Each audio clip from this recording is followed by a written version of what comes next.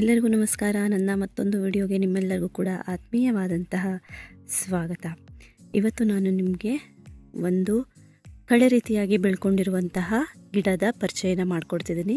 ಬನ್ನಿ ಆ ಗಿಡ ಯಾವುದು ಅಂತ ನೋಡೋಣ. ಈಗ ನಾನಿಲ್ಲಿ ತೋರಿಸ್ತಿರೋದು ಇದು ಸುಗಂಧರಾಜ ಹೂವಿನ ಗಿಡ, ಮೊಗ್ಗಾಗಿದೆ. ಬನ್ನಿ ಆ ಗಿಡನೂ ಯಾವುದು ಅಂತ ನೋಡ್ಕೊಂಬರೋಣ. ಇದು ಸೇವಂತಿಗೆ ಗಿಡ ಹಾಕಿರೋದು. ಇದರ ಮಧ್ಯದಲ್ಲಿ ಬೆಳೆದಿರುವಂತಹ ಒಂದು ಕಳೆ ಗಿಡ.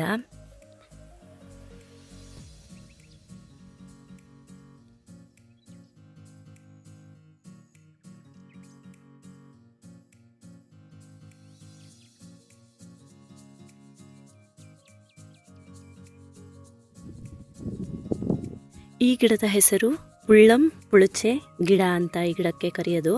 ಹಾಗೆಯೇ ನೋಡಿ, ಇದು ಒಂದು ಬೆಳೆದಿರೋ ಕಾಯಿ ಇತ್ತು, ಅದರಲ್ಲಿರುವಂತಹ ಬೀಜಗಳು ಇದು. ಹಾಗೆಯೇ ಇದಕ್ಕೆ ಮಜ್ಜಿಗೆ ಸೊಪ್ಪು ಅಂತ ಕೂಡ ಕರೀತಾರೆ, ಹುಳಿ ಸೊಪ್ಪು ಅಂತಲೂ ಕೂಡ ಕರೀತಾರೆ. ನಿಮಗೆ ಎಲ್ಲಾದರೂ ಈ ಗಿಡ ನಿಮಗೆ ಕಂಡ್ರೆ ನೀವು ಅದರ ಎಲೆನ ಹಾಗೂ ಈ ಕಾಯಿಗಳನ್ನು ಟೇಸ್ಟ್ ಮಾಡಿ ನೋಡಿದ್ರೆ ಅದು ಹುಳಿಯಾಗಿರುತ್ತೆ. ಅದಕ್ಕೋಸ್ಕರ ಇರ್ಬೋದೇನೋ ಇದಕ್ಕೆ ಮಜ್ಜಿಗೆ ಸೊಪ್ಪು, ಹುಳಿ ಸೊಪ್ಪು ಅಂತ ಕೂಡ ಕರೀತಾರೆ. ಈ ಗಿಡದಲ್ಲಿ ಹೂವು ಮತ್ತು ಕಾಯಿಗಳು ಬಿಡುವ ತಿಂಗಳು ಅಂದರೆ ಡಿಸೆಂಬರ್ ಮತ್ತು ಮಾರ್ಚಲ್ಲಿ. ಈ ರೀತಿಯಾದಂತಹ ಹೂ ಬಿಡುತ್ತೆ, ಹಳದಿ ಕಲರ್ ಚಿಕ್ಕ ಚಿಕ್ಕದ ಹೂವು. ಹಾಗೆಯೇ ಇದರ ಕಾಯಿಗಳು ಈ ರೀತಿ ಉದ್ದವಾಗಿರುತ್ತೆ, ಹಸಿರಾಗಿ ಗ್ರೀನ್ ಕಲರಲ್ಲಿರುತ್ತೆ ಇದರ ಕಾಯಿಗಳು. ಈ ರೀತಿಯಾಗಿ ಹರಡಿಕೊಂಡು ಬೆಳೆಯುವಂತಹ ಒಂದು ಸಸ್ಯ ಆಗಿದೆ.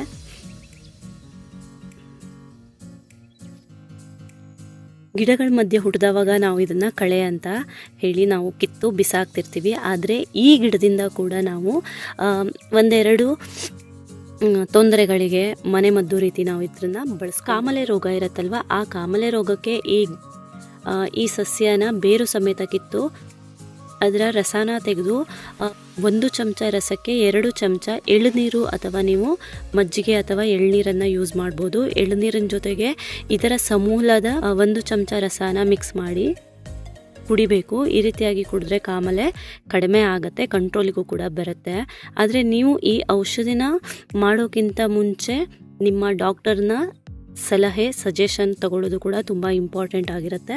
ಅವ್ರ ಹತ್ರ ಕೇಳಿ ನೀವು ಈ ರೆಮಿಡಿನ ಕೂಡ ಮಾಡ್ಕೊಬೋದು. ಯಾವುದಾದ್ರೂ ಗಾಯಗಳಾದರೆ ಚಾಕು ಅಥವಾ ಕತ್ತಿ ಈ ರೀತಿಯಾದಂತಹ ಆದರೆ ಇದರ ಎಲೆನ ಜಜ್ಜಿ ನೀವು ಗಾಯ ಆಗಿರೋದಕ್ಕೆ ಕಟ್ಟಿದ್ರೆ ಗಾಯ ಕೂಡ ಬೇಗನೆ ವಾಸಿ ಆಗುತ್ತೆ.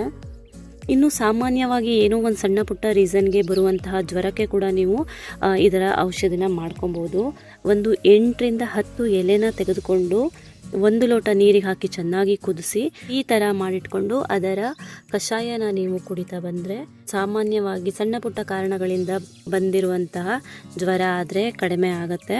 ಅದ್ರ ಜೊತೆಗೆ ನಿಮಗೆ ಡಿಸೆಂಟ್ರಿ ಕೂಡ ಸ್ಟಾರ್ಟ್ ಆಗಿದೆ, ಡಿಸೆಂಟ್ರಿ ಇದೆ ಅಂತಂದರೆ ನೀವು ಕೂಡ ಇದರ ಕಷಾಯನ ಮಾಡಿ ಕುಡಿಬಹುದು. ಒಳ್ಳೆ ರೀತಿಯಾಗಿ ನಮ್ಮ ಗಿಡಗಳ ಮಧ್ಯೆ ಇರುವಂತಹ ಸಸ್ಯ, ಆದರೆ ಇದರಲ್ಲೂ ಕೂಡ ಔಷಧಿಯ ಗುಣ ಇದೆ. ನೋಡಿ, ಇಲ್ಲೊಂದಿದೆ, ಇದು ಇವಾಗ ಬೆಳೆದಿದೆ, ಒಡಿತಿದೆ, ಕಾಣಿಸ್ತಿದ್ಯಾ ನೋಡಿ. ಬೆಳೆದಿರೋ ಕಾಯಿನ ಮುಟ್ಟಿದ್ರೆ ಈ ರೀತಿ ಬೀಜ ಎಲ್ಲ ಆಚೆ ಬಂದುಬಿಡುತ್ತೆ. ತುಂಬಾ ಯೂಸ್ಫುಲ್ ಕೂಡ, ಆರೋಗ್ಯಕ್ಕೂ ಕೂಡ ತುಂಬಾ ಒಳ್ಳೆಯದು.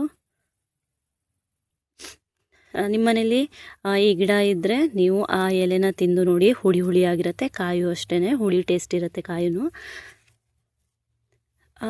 ಈ ವಿಡಿಯೋ ನಿಮಗೆ ಯೂಸ್ ಆಗಿದೆ, ಹೆಲ್ಪ್ ಆಗುತ್ತೆ ಅಂತ ಅಂದ್ಕೊಂಡಿದ್ದೀನಿ. ಇದೇ ರೀತಿಯಾದಂಥ ಮುಂದಿನ ವಿಡಿಯೋದಲ್ಲಿ ಮತ್ತೆ ಸಿಗ್ತೀನಿ. ಅಲ್ಲಿ ತನಕ ಎಲ್ಲರೂ ಖುಷಿಯಾಗಿ ನಗ್ತಾ ಇರಿ, ಆರೋಗ್ಯನ ಚೆನ್ನಾಗಿ ಕಾಪಾಡ್ಕೊಳ್ಳಿ ಅಂತ ಹೇಳ್ತಾ ಮತ್ತೆ ಸಿಗ್ತೀನಿ. ಬಾಯ್ ಬಾಯ್.